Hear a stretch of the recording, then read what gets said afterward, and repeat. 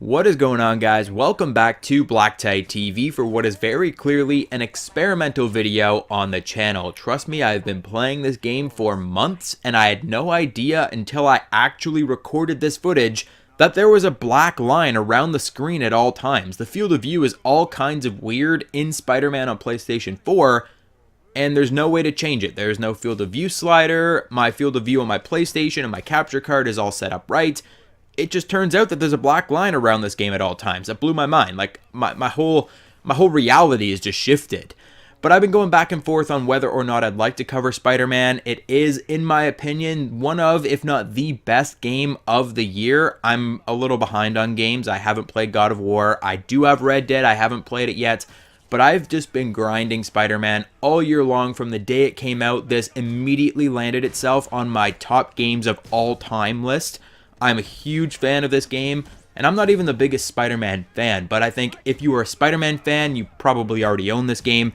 If you are a Marvel fan, if you're a PlayStation fan, if you are a fan of good story-driven games, you deserve to play this game. You need to play this game. It is incredible, and I've just been trying to think of the best way to implement it on the channel so that I could talk about this game. I've wanted to talk about it for the longest time, and we're here now. We're going to talk about the future of the game and the franchise on PlayStation 4. Now keep in mind there could be mild gameplay spoilers here for DLC 2, The City That Never Sleeps Turf Wars. I'm not going to stray into spoilers too much in my commentary, but I do want to let you know that this gameplay is from DLC 2, and thus the eagle-eyed viewer might see something they might not want to if they want to go in completely blind. But I wanted to talk about the possibility of a Spider-Man 2. This is one of the first single-player games that I've played in a long time. I've been on that Call of Duty kick, I've been on that multiplayer kick, playing a lot of multiplayer titles, and I haven't found a lot of time for single-player games. But with this game, I sat down and I started grinding from the day it came out, and I was hooked. It has such a good story, it's driving, and it keeps you engaged, and the characters are so well built. It's like watching a television show when you're watching these cutscenes, and it just makes you really feel for the characters, and I was addicted. I played this game incredibly quickly. I had to pace myself. I had to slow down and do some of the other secondary missions and do some of the other side activities so I wouldn't burn through the story too quickly. The story is only maybe like 20 hours long if you play through it directly, and you can certainly do that, and that's not something I wanted to do.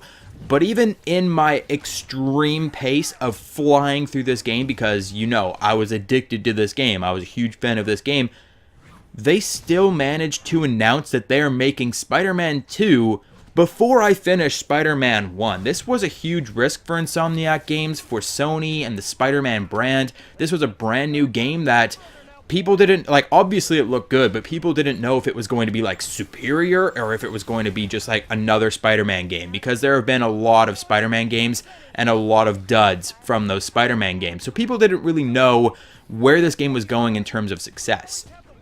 But before I had even finished the game, they're like, yep, no, Spider-Man 2 is happening. Insomniac confirms it. They've also confirmed that this is going to spawn a Marvel gaming universe, so similar to how they have the Marvel Cinematic Universe, which is obviously killing it at the box office. Marvel is 100% down for, like, yeah, let's do a Marvel gaming universe and have a bunch of different developers working on a bunch of different games that are all happening in the same universe. And obviously Spider-Man sets a lot of that up. Not really spoilers here, but they do make a lot of mention of other characters in the universe, like the Defenders, the Avengers, and so many other Marvel characters. I believe the X-Men are mentioned as well. This is like a huge, like, open borders kind of situation for Marvel properties and Marvel gaming, and that's what they wanted, because they want to spawn a Marvel's gaming universe, basically, and they want to have a bunch of games happening and have crossovers similar to how the MCU works, and that sounds incredibly exciting to me, and I'm 100% down for that.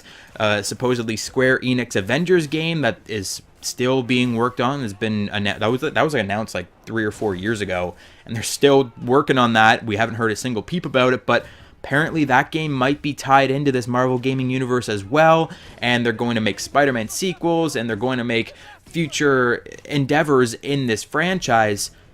But here's the thing, as far as Spider-Man goes, I don't think I want Spider-Man 2. I don't want to have to go through all of the unlocks again. I don't want to have to learn my character again as if I've never played a Spider-Man game, because that is often what happens when you get into sequel territory. When you get into especially superhero game sequels, it's like, okay, oh no, I've lost all my powers, I need to get them all back again. We spent a lot of time in the original Spider-Man game, this game, earning all of our powers, unlocking gadgets and suit powers, and I can't imagine they can take that and run with it any farther.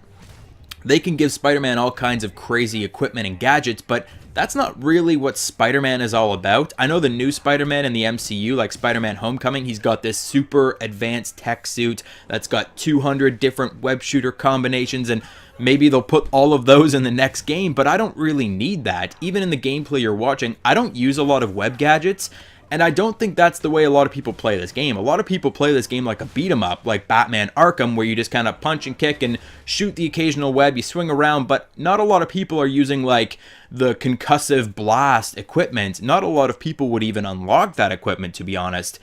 And that's the only way I can really see them improving the Spider-Man suit in a sequel. I could see them going, okay, well, we're going to give him these new gadgets, and we're going to give him a few new suits. There are already a ton of suits in this game that you have access to right now. Like, you've already gone through as this character, as Peter Parker in the story. You fought a lot of your very promising, like, enemy villains. You've unlocked a ton of suits to fight those villains. You've unlocked all of these equipment, and I don't want to lose all of that going into Spider-Man 2, because that's how sequels work in this industry. Spider-Man 2, they have to treat you like a brand new player. They have to make it an entry point for people that didn't play the first Spider-Man game. And thus, you will not have any of those equipment abilities. You will not have any of those web shooter abilities. You will lose everything.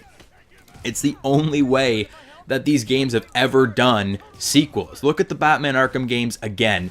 In the first game, you start off with essentially nothing. You show up at Arkham Asylum and you are just Batman doing his thing, and you weren't prepared for all of this havoc to happen, so you don't have all of your gadgets. And throughout the game, you run into situations where you need those gadgets. Okay, I need my grapple gun now. And then he goes and gets the grapple gun. And then you have the grapple gun for the rest of the game. Well, in Arkham City, it doesn't necessarily start you with the grapple gun. Maybe I picked a bad example, but the explosive gel, for example. You start with explosive gel, or you get explosive gel in the first game. In the second game, you start and you don't have explosive gel, and you have to play through half the game without explosive gel, wondering, why am I not using explosive gel for anything when I clearly have it? I had it in the first game.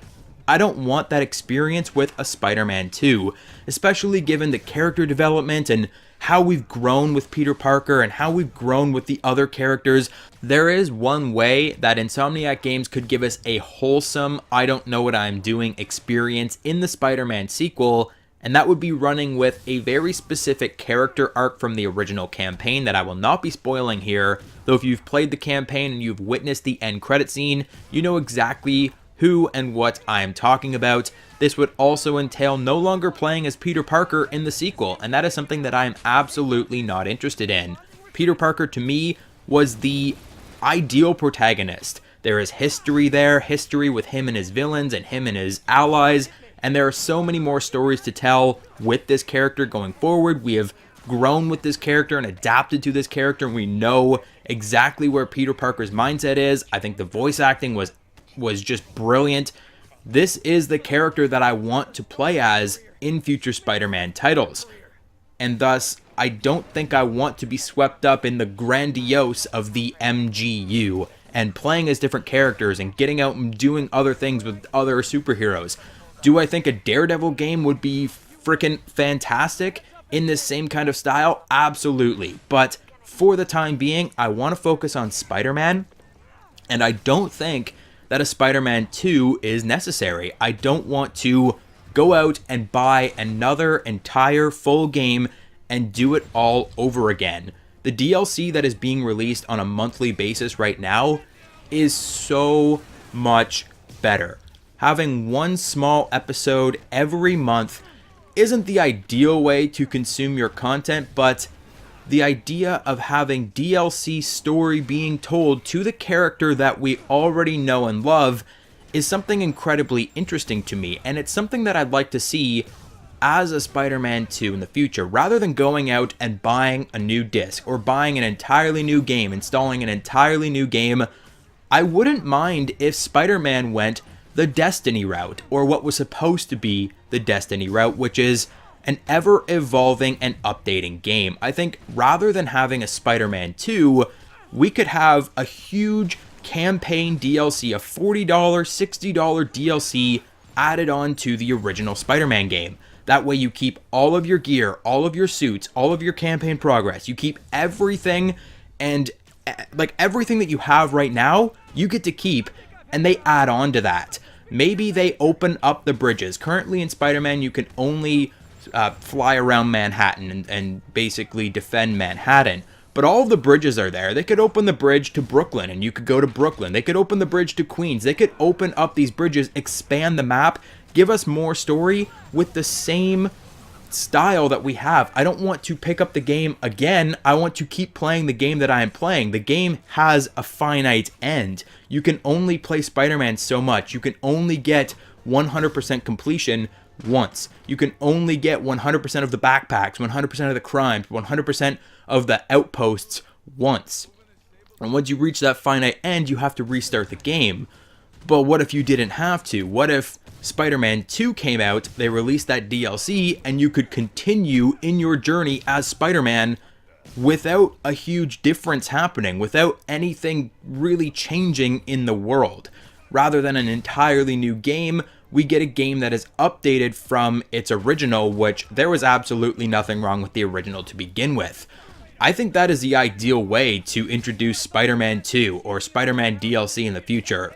As I've said, the DLC packs coming out right now are a good way to world build. They're very minor in terms of world building because I think they are keeping those major story arcs for clearly a Spider-Man sequel. And they've already announced that they are working on a Spider-Man sequel, but I don't think that that is something that is necessary because you can only make the game so great.